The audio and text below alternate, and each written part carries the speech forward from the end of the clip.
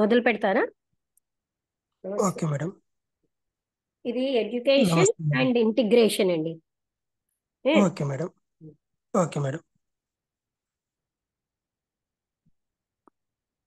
ఓం శ్రీ సద్గురుభ్యో నమః.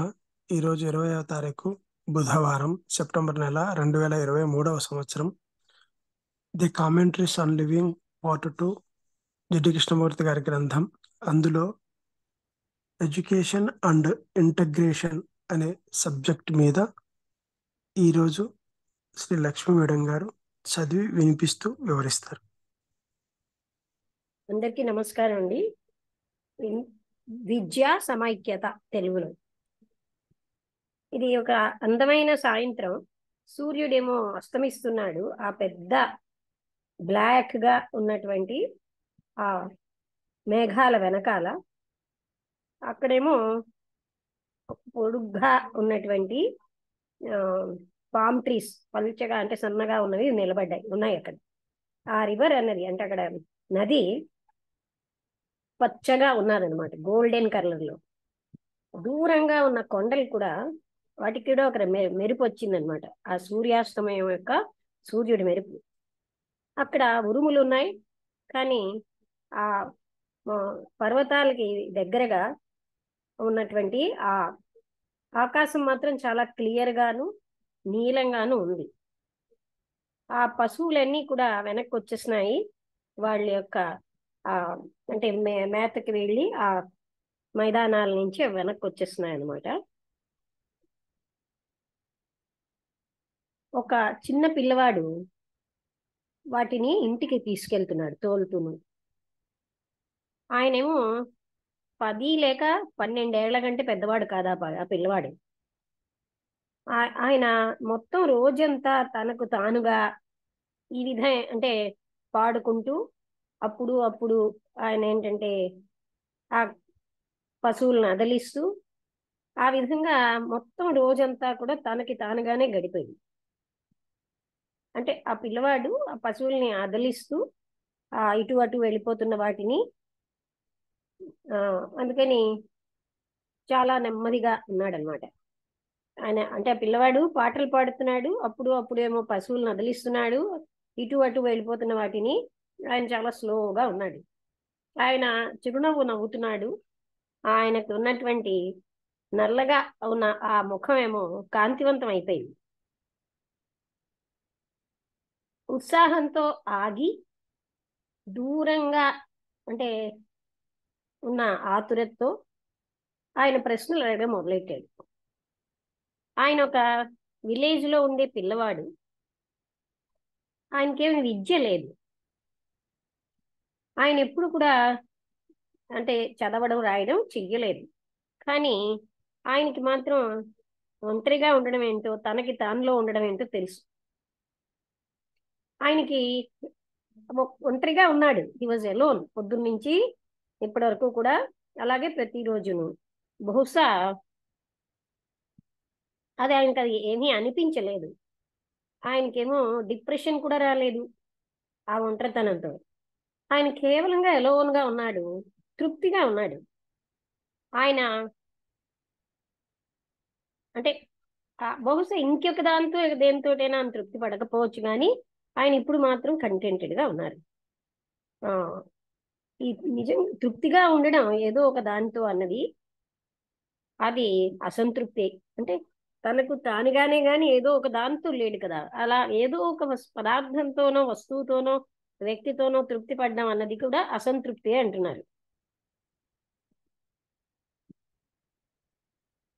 సంబంధ బాంధవ్యాల ద్వారా మనం తృప్తిని వెతుక్కోవడం అంటే భయంలో ఉండడమే.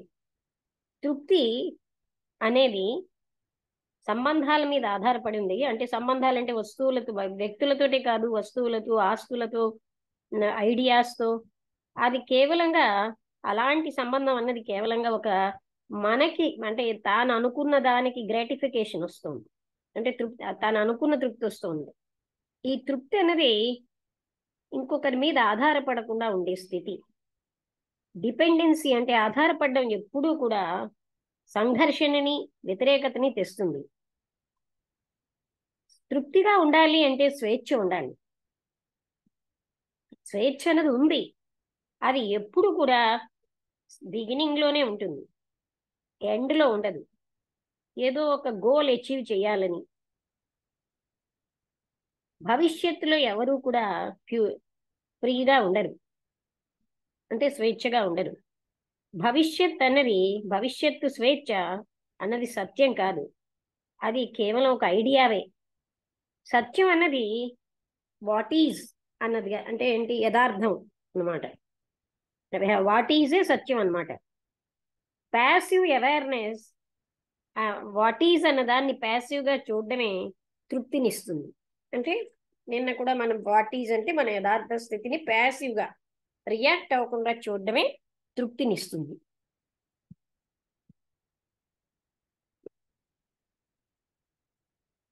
ఈ ప్రాసెసర్ ఏమో, అంటే సారీ, ఇక్కడ ప్రొఫెసర్ వచ్చారు. ఆయన చాలా సంవత్సరాలే విద్యాబోధన చేస్తున్నాడు. ఆయన ఎప్పటి నుంచి గ్రాడ్యుయేషన్ అయిపోయిందో కాలేజ్లో, ఆయన ఎంతో మంది అబ్బాయిలకి, తన కిందనున్న వాళ్ళకి ఒక గవర్నమెంట్ సంస్థలో బోధన చేస్తున్నాడు. ఆయన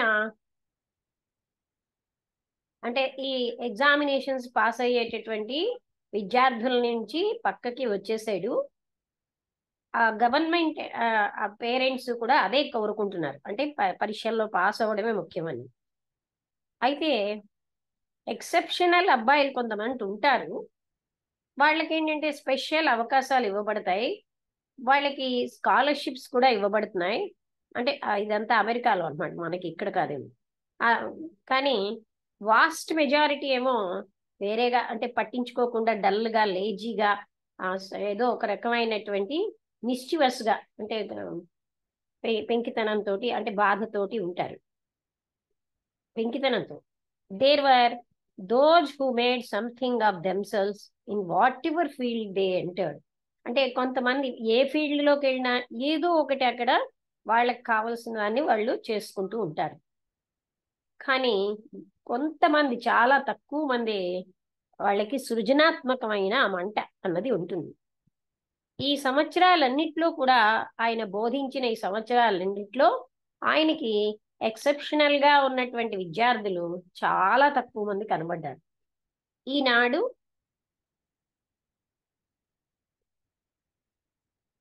ఆయనకి జీనియస్, అంటే మహామేధావి అనేవాడు ఒక్కడే కనబడి ఉన్నాడు అనమాట. కానీ జనరల్గా ఏంటవుతుందంటే, అతను కూడా ఈ స్మోక్ తోటి నిండిపోతాడు, ఇలాంటి పరిసరాలతో. అంటే తనకి అనంతమైన మేధస్సు ఉన్న ఈ పరిసరాల ప్రభావంలో వాళ్ళు కూడా అందులోని అంటే కప్పబడిపోతున్నారు.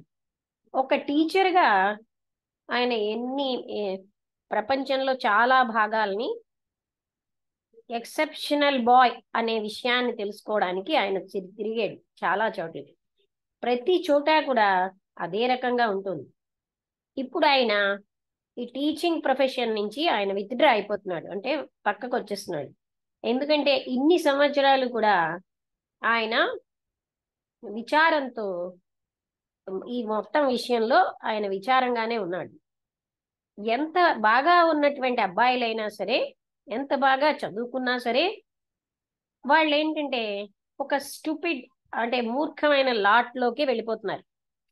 అదే ఒకసారి ఇంటర్నేషనల్ ప్రెసిడెంట్ అయిన రాధా బర్నియర్ గారు కూడా ఒక దగ్గర ఉపన్యాసం ఇస్తూ ఆవిడ ఏమన్నారంటే, ఆడపిల్లలు, మగపిల్లలు, టీనేజర్స్ వాళ్ళు ఏదో డిఫరెంట్గా ఉన్నాం అనుకుంటారు, వాళ్ళ హెయిర్ స్టైల్లో డిఫరెంట్గా ఉంటున్నారు, వాళ్ళు బట్టలు ధరించడంలో డిఫరెంట్గా ఉంటున్నారు, కానీ అందరూ కూడా ఆ డెడోల్డ్ పాత్ అన్న మనీ ఎర్నింగ్లోకే వెళ్ళిపోతున్నారు. అంటే ఏదో పైనవే వీళ్ళు ఏదో డిఫరెంట్గా ఉంటున్నారు, కానీ అందరూ ఎలాంటి వాళ్ళైనా మనీ ఎర్నింగ్లోకే వెళ్ళిపోతున్నారు, వాళ్ళు ఏదో డిఫరెంట్గా ఉన్నామని ఫీల్ అవుతూను అని చెప్పారనమాట. అలాగా ఈయనకేమో ఎవ్వరు కూడా ఎక్సెప్షనల్ కనబడలేదు. వాళ్ళు ఎంత బాగా చదువుకున్న వాళ్ళైనా సరే మళ్ళీ వాళ్ళు అదే స్టూపిడ్ లాట్లోకి వెళ్ళిపోతున్నారు. కొంతమంది తెలివైన వాళ్ళు హై పొజిషన్స్ సాధిస్తున్నారు, కానీ వాళ్ళ యొక్క ఆ గౌరవం వెనకాల అక్కడ డామినేషన్ ఉంటుంది. దే వర్ యాజ్ పెట్టి and anxiety return on the rest. మిగతా వాళ్ళలాగే యాజ్ ద రెస్ట్, వాళ్ళు కూడాను అంటే ఏంటి, సంకుచితంగా స్వల్పంగాను ఎప్పుడు కూడా ఆతురతతోటి ఉంటున్నారు. ఈ మోడర్న్ ఎడ్యుకేషన్ సిస్టమ్ అనేది, అంటే నవీనమైనటువంటి విద్యా విధానం అనేది ఒక ఫెయిల్యూర్. అంటే అది జయం పొందలేదు. ఎందుకంటే అది వినాశనకరమైన యుద్ధాలను తెచ్చిపెడుతోంది, ఎంతో దుఃఖాన్ని తెచ్చిపెడుతోంది. అలాగే చదవడం రాయడం నేర్చుకోవడం, రకరకాలైన టెక్నిక్స్ నేర్చుకోవడం, అది జ్ఞాపక శక్తిని పెంపొందించుకోవడం, ఇది అన్నది చాలదు. అది ఎంతో మంది అన్స్పీకబుల్ అంటే మాట్లాడలేని దుఃఖాన్ని ఉత్పత్తి చేస్తోంది. అంటే పర్పస్ ఆఫ్ ఎడ్యుకేషన్ అంటే ఫలితం ఏమని మీ ఉద్దేశం అని అడిగారు. మీ ఉద్దేశంలో purpose of education, end of education ఏమిటి అని ఆయన అడిగారనమాట. Is it not to bring about and integrate individual, ఒక సమైక్యమైనటువంటి వ్యక్తిని తయారు చేయడం కాదా? That is the purpose of education, ఒకవేళ అదే విద్య యొక్క లక్ష్యం అవుతే then we must be clear, మనం కూడా క్లియర్గా ఉంటాం. ఆ వ్యక్తి సంఘం కోసమా, లేకపోతే వేరే సొసైటీ అన్నది వ్యక్తి కోసం ఉన్నదా, వ్యక్తి సంఘం కోసం ఉన్నాడా, సంఘం వ్యక్తి కోసం ఉందా అని తెలిసిపోతుంది. అంటే అది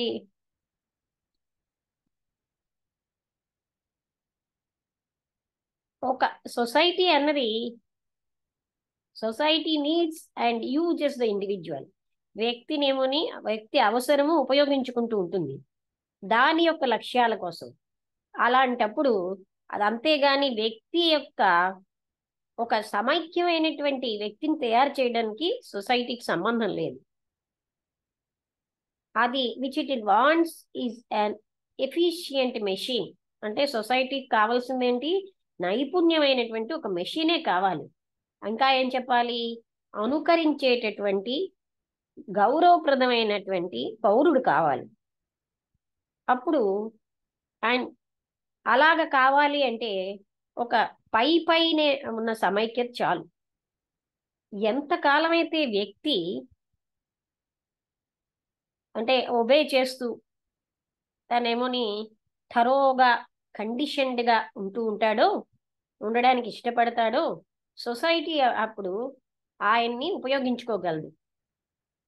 అప్పుడు spend time and money on him. అప్పుడు సొసైటీ అలాంటి వ్యక్తి కోసం సమయాన్ని డబ్బుని కూడా ఖర్చు పెడుతుంది. కానీ ఒక సొసైటీ అన్నది ఒక వ్యక్తి కోసం ఎగ్జిస్ట్ అవుతే అంటే ఉన్నది అంటే, అయితే అది ఏం చేయాలంటే మనిషిని స్వేచ్ఛగా చేయడానికి సహాయం చేయాలి. దాని యొక్క అంటే వ్యక్తి యొక్క కండిషనింగ్స్ నుంచి, ఆ ప్రభావాల నుంచి, అన్నిటి నుంచిను వ్యక్తుల్ని స్వేచ్ఛగా చేయడానికి ఆ సొసైటీ హెల్ప్ చేయాలి. ఇట్ మస్ట్ ఎడ్యుకేట్ హిమ్, అతన్ని విద్యావంతుడుగా చేయాలి. To be an integrated human being, అంటే సొసైటీ ఒక వ్యక్తిని సమైక్యమైన సంపూర్ణ అంటే ఇంటిగ్రేట్ అంటే అన్నిటిని సమైక్యమైనటువంటి వ్యక్తిగా తయారు చేయడానికి దోహదం చేయాలి, స్వేచ్ఛగా ఉండడానికి దోహదం చేయాలి.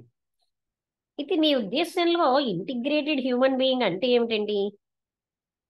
ఈ ప్రశ్నకి జవాబు చెప్పాలంటే మనం నెగటివ్గా, తర్వాత అంటే అబ్లీక్గా అంటే ఇంకొక రకమైన యాంగిల్లోని మనం వెళ్ళాలి. ఇది మనం పాజిటివ్ లక్షణంతో వెళ్ళలేం. అంటే I don't understand what you mean, మీరేమంటున్నారో నాకు అర్థం కావట్లేదు. అంటే పాజిటివ్గా మనం మొదలెట్టామనుకోండి, ఒక ఇంటిగ్రేటెడ్ హ్యూమన్ బీయింగ్ అంటే ఏమిటని, అప్పుడు మనకేమో ఒక రకమైన విధానం, ఒక పద్ధతి, ఒక మూస, అలాగే ఒక ఉదాహరణ అది మనం చూస్తాం.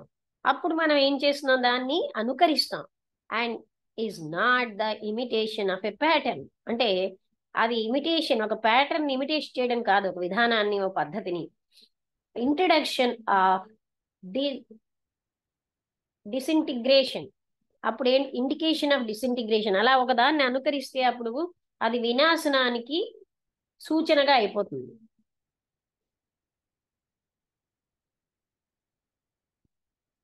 ఎప్పుడైతే మనం ఏదైనా ఒక ఉదాహరణని కాపీ చేయాలనుకుంటామో అక్కడ ఇంటి సమైక్యత ఎక్కడ ఉంటుంది? తప్పనిసరిగా మన ఈ అనుకరించడం అన్నది ఒక వినాశనమైన పద్ధతి.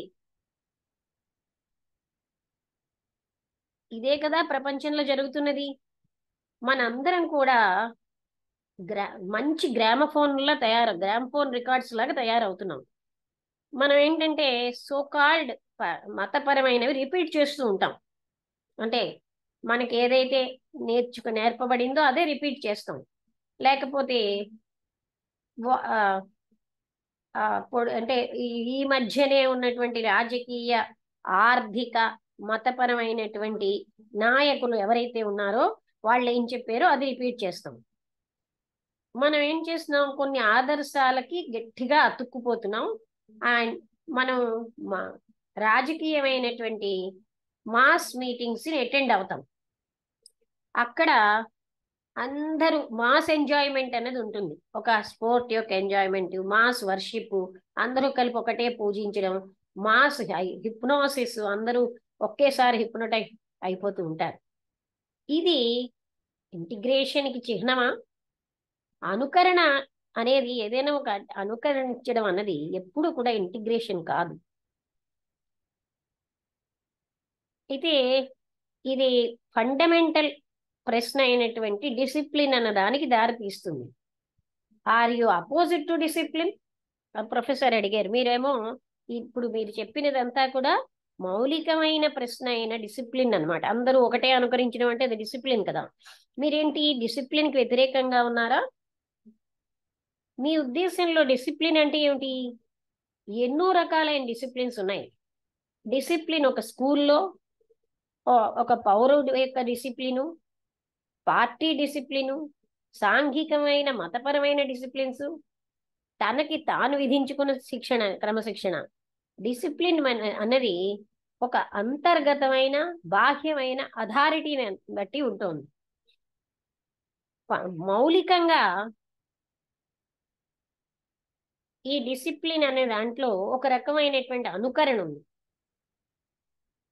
ఏదో ఒక ఆదర్శాన్ని అనుకరించడం, లేకపోతే ఒక అథారిటీని. అప్పుడు మనకేంటంటే ఒక నిగ్రహం అనేది మనం కల్టివేట్ చేసుకుంటున్నాం. దానివల్ల మనలో ఒక రకమైన వ్యతిరేకత వస్తుంది.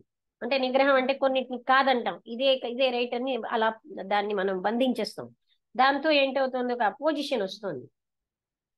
ఈ రకమైనటువంటి రెసిస్టెన్సే అపోజిషన్.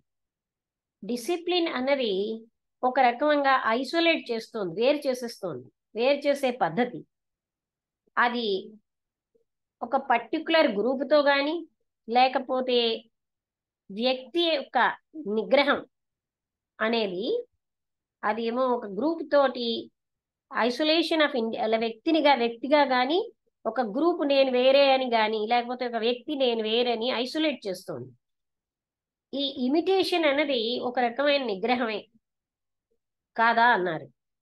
మీ ఉద్దేశంలో డిసిప్లిన్ అన్నది సమైక్యతను వినాశనం చేస్తోందనేనా? మీరు కానీ ఒకవేళ డిసిప్లిన్ లేదనుకోండి స్కూల్లో, ఏం జరుగుతుంది అప్పుడు? Is it not important to understand? అంటే ఈ డిసిప్లిన్ యొక్క మౌలికమైనటువంటి గుర్తింపును అవగాహన చేసుకోవడం ముఖ్యం కాదా? లేకపోతే not jump to conclusions or take examples. మీరు అప్పుడే ఒక రకమైన ముగింపుకి కానీ ఒక ఉదాహరణలు తీసుకుని అందులో గెంతకండి.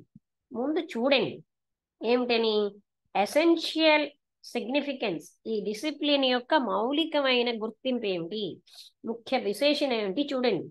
మనం ఏం ప్రయత్నిస్తున్నామంటే ఈ డిసింటిగ్రేషన్, వినాశనంలో ఏ ఫ్యాక్టర్స్ ఉన్నాయి, ఇంటిగ్రేషన్ ఏం అడ్డుతోంది, ఈ డిసిప్లిన్ అన్నది అంటే అనుకరణే కదా, నిగ్రహం, అపోజిషన్, సంఘర్షణ. అది నీ డిసిప్లిన్ అంటే అపోజిషను, డిసిప్లిన్ అంటే సంఘర్షణ. ఈ ఫ్యాక్టర్స్ అన్నీ కూడా వినాశనంకారే కావా? మనం ఎందుకని ఇంకొక దాన్ని అనుకరిస్తాం? అంటే ఏదో ఒకలా అవ్వాలనుకుంటాం. భౌతికంగా భౌతిక భద్రత కోసమే కాదు, సైకలాజికల్ సౌఖ్యానికి, భద్రతకి కూడా. కాన్షియస్గా కానీ అన్కాన్షియస్గా కానీ మనకేంటంటే మనం అభద్రతాభావం అన్న భయం మనని ఏదో ఒక అథారిటీ అంటే బాహ్యంగా అంతర్గతంగా అనుకరించేటట్టు చేస్తుంది. మనందరికీ భౌతికమైన భద్రత, we must all have some kind of physical, ఏదో ఒక రకమైన భౌతికమైన భద్రత కావాలి. కానీ ఇంకా fear of being psychologically insecure, నేను మానసికంగా భద్రతగా ఉన్నానన్న భయం, అది ఏం చేస్తుందంటే ఫిజికల్, అప్పుడు మనకి భౌతికమైన భద్రత కూడా అసంభవం అయిపోతుంది, ఎక్సెప్ట్ కొంతమందికి తప్ప. ఎందుకంటే భయం అన్నది అన్ని రకాలైన డిసిప్లిన్స్కిను మూలం. Fear of not being successful, నేను జయప్రదం అవనేమో భయం. అలాగే నన్ను ఎక్కడైనా పనిష్ చేస్తారేమో భయం. అలాగే ఏదైనా పొందలేనేమో భయం. ఇలాంటి భయాలన్నీ కూడా డిసిప్లిన్కి కారణం. డిసిప్లిన్ అన్నది అనుకరణే, అణిచేయడం, ఒక నిగ్రహం. అందువల్ల అది కాన్షియస్గా మనం చెయ్యొచ్చు, అన్కాన్షియస్గా చేయొచ్చు. ఇదంతా డిసిప్లిన్ అంటేనే అనుకరణ, అణిచేసుకోవడం, నిగ్రహం. అది భయం యొక్క ఫలితంగా వస్తుంది. డిసింటిగ్రేషన్, వినాశనానికి భయం ఒక ముఖ్య కారణం కాదా? అయితే మీరు డిసిప్లిన్ బదులు అక్కడ ఏమిటి పెడతారండి, రీప్లేస్ చేస్తారు? డిసిప్లిన్ అన్నది లేకపోతే ఎప్పుడు కూడా అక్కడ గందరగోళం అనేది ఉంటుంది కదా. అంటే డిసిప్లిన్ ఇప్పుడు కంటే గందరగోళం అయిపోతుంది కదా. ఏదో ఒక రకమైన డిసిప్లిన్ అవసరం కాదా ఏదైనా పని చేయడానికి? అయితే మీరు అవగాహన చేసుకోండి, యథార్థం కాని దాన్ని యథార్థం కాని దానిగా, నిజాన్ని ట్రూ, ఈ ఫాల్స్ లో ఉన్న సత్యాన్ని, ఫాల్స్ లో ఉన్న ఫాల్స్ ని మీరు చూడండి, అవగాహన చేసుకోండి. అలాగే నిజంలో ఉన్న నిజాన్ని, అది బిగినింగ్ ఇంటెలిజెన్స్ యొక్క నాంది. అంటే ఏం చెప్తున్నారు? అసత్యంలో ఉన్న అసత్యాన్ని, అలాగే అసత్యం అని ఫాల్స్ అని చెప్పిన దాంట్లో ఉన్న సత్యాన్ని, సత్యంలో ఉన్న సత్యాన్ని చూడడం మొదలెట్టేమంటే అదే మనకి తెలివి మొదలైంది. అక్కడ రిప్లేస్మెంట్ అవసరం లేదు. డిసిప్లిన్ దగ్గర మీరు ఏది కూడా భయాన్ని రీప్లేస్ చేయలేరు ఏదో ఒక దాంతో. మీరు అలా చేశారంటే అక్కడ భయం ఇంకా ఉంటుంది. మీరు జయప్రదంగా కవర్ చేస్తున్నారు, దాని నుంచి పారిపోతున్నారు, కానీ ఈ భయం అక్కడే ఉంటుంది. ఇది భయాన్ని తొలగించడం, అలాగే దానికి ఏదో ఒక సబ్స్టిట్యూట్ పెట్టడం, అది చాలా ముఖ్యమైపోయింది. ఈ డిసిప్లిన్ ఏ రూపంలో ఉన్నా ఎక్కడైనా స్వేచ్ఛనివ్వలేదు, భయం నుంచి స్వేచ్ఛనివ్వలేదు. భయం అన్నది మనం గమనించాలి, స్టడీ చేయాలి, అవగాహన చేసుకోవాలి. భయం కేవలంగా అది ఏదో అక్కడ అంటే ప్రాక్టికల్ కానిదేం కాదు, అబ్స్ట్రాక్ట్ కాదు. అది ఎప్పుడైతే ఏదో ఒక దాంతో సంబంధంతోనే భయం ఉంటుంది. ఈ సంబంధం అది ఏంటంటే మనం అవగాహన చేసుకోవాలి. ఫర్ ఎగ్జాంపుల్, ధనం పోతుందేమో భయం, అంటే ధనంతో సంబంధించి ఉంది ఇక్కడ భయం. అలాగే ఏదో ఒక దాంతో సంబంధించి ఉంటుంది. అంటే అవగాహన చేసుకోవడం అంటే నిరోధించడం కానీ వ్యతిరేకించడం కానీ కాదు. అంటే అది డిసిప్లిన్ కాదు. అది విశాలంగా లోతుగా తీసుకుంటే అది వినాశన కారణం. డిసిప్లిన్ అన్నది వినాశనానికి కారణం అవుతుంది. ఈ భయం దానికి ఉన్నటువంటి ఎన్నో రకాలైన అనుకరణలు, అణిచేసుకోవడాలు, ఇదంతా కూడా వినాశనకరమైన శక్తి కాదా? అయితే భయం నుంచి స్వేచ్ఛను ఎలా పొందాలండి? ఒక ఎంతో మంది స్టూడెంట్స్ ఉన్న క్లాసులో అక్కడ ఏదో ఒక రకమైనటువంటి డిసిప్లిన్ లేదనుకోండి, ఇఫ్ యూ ప్రిఫర్ ఫియర్, మీరు భయాన్ని ఎక్కువగా ప్రిఫరెన్స్ ఇస్తే అక్కడ ఆర్డర్ ఎలా ఉంటుంది? కొంచెం మంది విద్యార్థులు ఉండడం రైట్ కైండ్ ఆఫ్ ఎడ్యుకేషన్ అన్నమాట. అంటే సరి అయిన ఎడ్యుకేషన్ ఇవ్వడం అవసరం. అంటే ఇది సంభవం కాదు. ఎంతకాలం అయితే స్టేట్ అన్నది మాస్ ప్రొడ్యూస్డ్, అంటే అంటే మాస్గా, అంటే వందలు వేలాది మంది పౌరులను తయారు చేయాలనుకున్నప్పుడు అనేది అంటే దేశానికి అలాంటి వాటిలో ఉత్సాహం ఉంటే తక్కువ మంది విద్యార్థులతోటి వాళ్ళని అంటే రైట్ కైండ్ ఆఫ్ ఎడ్యుకేషన్ ఇవ్వడం సంభవం కాదు. ఈ స్టేట్ అనేది, అంటే మన కంట్రీ ఏమో ఒకవేళ మాస్ ఎడ్యుకేషన్ ఇష్టపడిందంటే రూలర్స్ ఏంటంటే do not want the encouragement of discontent for, వాళ్ళకి ఏంటంటే ఈ వాళ్ళకి ఎంకరేజ్ చేయాలనుకోరు అసంతృప్తిని. ఎందుకంటే వాళ్ళ పొజిషన్ అనేది అది అంటే మళ్ళీ అది శాశ్వతంగా ఉండదు. ఈ స్టేట్ అనేది కంట్రోల్ చేస్తోంది ఎడ్యుకేషన్. అందుకని it steps in and conditions the human entity, మానవుడిని కండిషన్ చేసేస్తోంది దాని యొక్క లక్ష్యాల కోసం. అందుకని అవసరమైన పద్ధతి ఏంటంటే to do this is through fear, భయం ద్వారా, డిసిప్లిన్ ద్వారా, పనిష్మెంట్ ద్వారా, బహుమతి ద్వారా. అది ఏం చేస్తోంది అంటే నిరంతరంగాను మనిషిని కండిషన్లో పెట్టేస్తోంది. ఈ స్వేచ్ఛ భయం నుంచి అనేది ఒక రకమైన విషయం. భయం అన్నది అవగాహన చేసుకోవాలి. అది ఎప్పుడు కూడా నిగ్రహించకూడదు, అణిచేయకూడదు. అంటే సబ్లిమేట్ అన్నా కూడా అణిచేయకూడదు, దాన్ని అవగాహన చేసుకోవాలి. అయితే ఈ డిసింటిగ్రేషన్, వినాశనం అన్నది చాలా క్లిష్టంగా ఉంది. ప్రతి ఇతర సమస్య మానవుని యొక్క సమస్యలాగే ఇది కూడా చాలా క్లిష్టంగా ఉంది.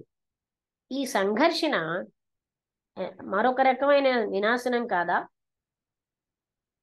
కానీ సంఘర్షణ అనేది అవసరమే.